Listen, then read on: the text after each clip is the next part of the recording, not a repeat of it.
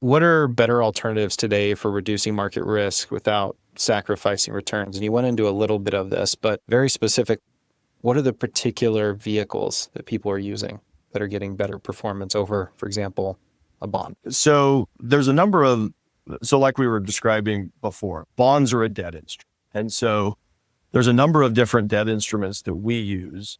Some of those are structured notes. So these are notes with banks that have some sort of duration. Ours are very short term in duration and staggered. And so they're notes with banks and banks are just like someone who's issuing a bond. The banks want dollars for some, and we know banks can really leverage dollars in a big way to lend out to businesses, to homeowners, to people buying cars. I mean, they can take $1 and turn it into 13 so overnight. And so they're issuing these notes, and these notes then have a higher interest rate.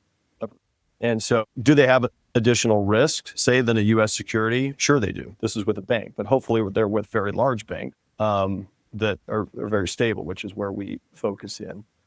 And there's, just like bonds, there's a number of ways to set up these structured notes so that you do reduce risk, but you still experience that upside.